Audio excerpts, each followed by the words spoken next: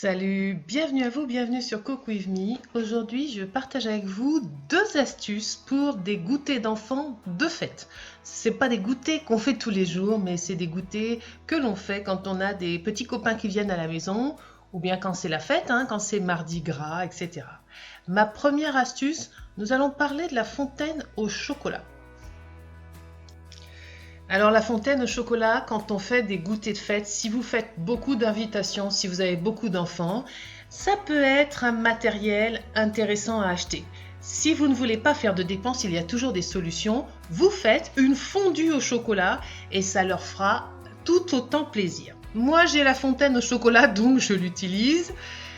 Je voulais vous parler de la recette parce que vous savez, j'ai eu de très mauvaises surprises au début quand j'ai acheté ma fontaine au chocolat. Non, je ne l'ai pas achetée d'ailleurs, on me l'a offerte. Ce genre de truc en général, c'est des cadeaux. C'est mon fils aîné qui me l'a offerte. Tout le monde sait que je suis une gourmande, donc on m'offre toujours ce genre de choses. La première fois que je l'ai utilisée, j'ai suivi les indications du fabricant. Et franchement, ça a été une catastrophe. Alors, je vous mets la recette. Il y a quand même une recette. Vous avez vu que dans une casserole, j'ai mis du chocolat, de l'eau et de l'huile. En général, ils disent non, mettez juste le chocolat à pâtisser comme ça, faites-le fondre dans une casserole et puis versez-le là comme vous voyez à l'écran. Tous les essais que j'ai faits, ça a été une catastrophe, en tout cas avec ma fontaine au chocolat. Et c'est pour ça que j'ai dû chercher une solution et que je fais une vidéo. Parce que pour que ça fonctionne, il faut liquéfier le chocolat. Il y a peut-être des fontaines au chocolat qui fonctionnent juste avec des plaquettes de chocolat pur. La mienne, il faut que je dilue. Donc vous avez la liste des ingrédients, les proportions.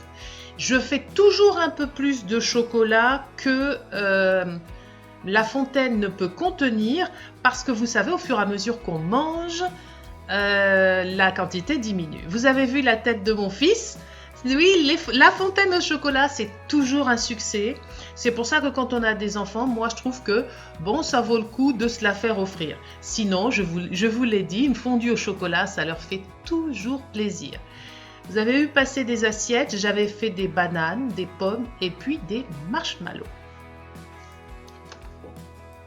Bon, à l'écran, vous voyez que ma fontaine, elle ne coule que d'un côté. C'est parce qu'en fait, j'ai perdu un pied, et puis j'ai pas pris la peine de la rééquilibrer.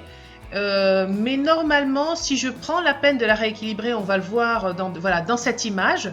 Là, vous voyez, ça doit couler comme ça, une fontaine au chocolat. Deuxième astuce, les gaufres en bâtonnet. Ça, c'est une astuce qui est vraiment très très sympa et un petit truc de rien du tout qui est très sympa. On peut même, voyez, manger les gaufres comme ça avec la fontaine au chocolat. Et franchement, ça ne demande pas d'effort. Regardez, je mets ma pâte à gaufres, je mets des bâtonnets, des bâtonnets qui me servent pour les glaces, quand je fais des glaces. Et puis, voilà, une fois que c'est cuit, 3 minutes 30 après, voilà, le temps de cuisson, j'ai mes gaufres sur bâtonnet. Ça, c'est une astuce vraiment sympa. Donc, parlons de produits sans gluten et sans lait parce qu'on est sur une chaîne de recettes sans gluten et sans lait puisque je suis cœliaque, j'ai la maladie cœliaque. J'utilise pour mes gaufres un mélange tout prêt. Avant, je faisais mes propres mix. Maintenant, c'est terminé parce que j'utilise le mélange pancake crêpe gaufre de la marque Maizena. J'en suis extrêmement contente. Il n'y a pas de gluten dedans. Et pour le lait, j'utilise du lait d'amande. Deuxième version, regardez, j'ai mis 4 bâtonnets. Moi, c'est mes préférés. Et là, ça va me faire si vous voulez, on peut faire un bâtonnet pour une grande gaufre ou alors on peut faire des demi-gaufres. Moi, je pense que c'est la meilleure solution. Si on veut, en plus de ça, ça économise, enfin, ça multiplie les gaufres, donc c'est pas si mal que ça. Si on veut mettre les gaufres sur bâtonnet, je pense que c'est la meilleure solution de mettre 4 bâtonnets pour 2 gaufres. Voilà, on obtient quelque chose qui ressemble presque à une glace. Bon, j'avais fait un tout petit peu trop de pâte à gaufres, c'est pas grave, voilà ce qu'il me reste il me reste 4 bâtonnets de de gaufres. Donc je vais les recouvrir de chocolat. On va terminer avec cette fontaine au chocolat. Et puis je vais laisser le chocolat durcir et ça fera des goûters pour plus tard, voilà, pour ultérieurement.